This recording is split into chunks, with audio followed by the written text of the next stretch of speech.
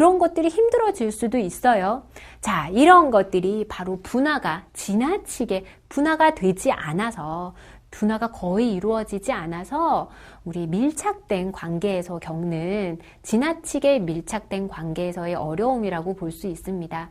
하지만 너무나 아주 유리된 관계, 가족 간의 어떤 그 지나치게 각자의 생활이 중요시되고 함께 공유하는 바가 적을 경우에 우리는 이런 앞에서 인척과의 어떤 여러 가지 지지를 받아야 할 때 그러지 못하게 되는 어려움을 겪을 수도 있을 것 같아요.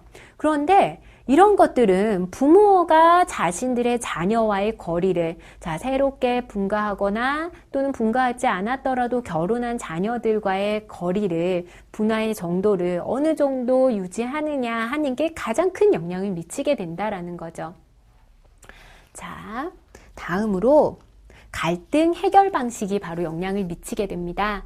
개인마다 문제를 해결할 때 자기만의 독특한 방식을 가지고 있고 이 문제 해결 방법이 인척과의 관계를 결정하는 데 영향을 주게 됩니다. 자, 최근 부부의 이혼 사유를 보게 되면요.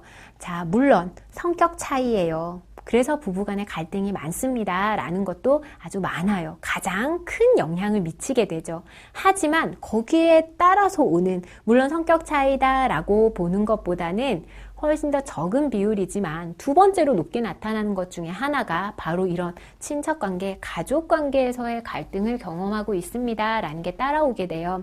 자, 이런 자기만의 독특한 해결 방식 또는 이 문제 해결 방법을 친척과 인척과 관계를 결정하는 데 영향을 미치게 되더라. 우리 앞에서 지원에 대한 이야기를 몇 번 언급을 했는데요. 인척이 부부를 도와주는 경우도 있고 반대로 부모들이 이들의 도움을 받게 되는 경우도 있더라. 이런 도움을 주고받고 지지하는 것들이 인척관계에서 어떻게 이루어지는가에 따라서 건강한 친인척 관계를 유지하느냐 그렇지 못하느냐에 영향을 미치게 될 것 같습니다. 자, 다음으로 대인관계 유형이 인척관계에 영향을 미치게 되는데요. 자, 사랑의 욕구 먼저 나오게 됩니다. 우리 사랑의 욕구는 누구나 가지고 있는 기본적인 욕구가 되죠. 인간관계의 질은 사랑의 욕구 정도와 직접적으로 비례하더라라고 이야기를 하고 있습니다. 실제로 모든 사람들은 인정받고 사랑받고 싶은 욕구를 가지고 있는데 이게 어느 정도로 강하게 가지고 있느냐, 인척관계 안에서 내가 어떤 위치를 점유하고 어느 정도의 관심을 받고 있느냐, 이런 것들에 따라서 대인관계의 유형이 나뉘게 됩니다. 그런데 이 대인관계에는요, 그냥 사회적인 관계만 이야기하는 게 아니라 가족관계를 포함해서 친척관계, 인척관계, 이런 모든 것들이 이 대인관계에도 영향을 받게 되겠죠.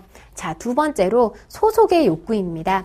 타인과 상호작용하고 교제하려는 욕구로 인척 적응 간에는 관련이 아주 깊습니다. 실제로 이 소속이라는 단어가 인척관계에는 아주 중요한 영향을 미치게 되는데요.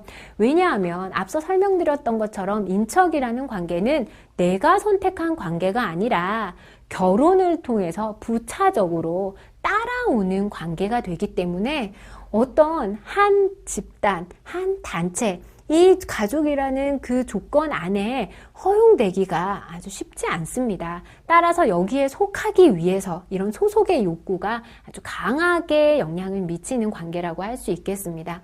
자, 통제의 욕구, 타인에게 의사결정을 행사할 수 있는 욕구더라. 의사결정의 영향력을 우리 행사할 수 있는데요. 실제로 다른 어떤 관계들보다도 인척관계는 가까운 관계다라고 이야기를 했어요. 따라서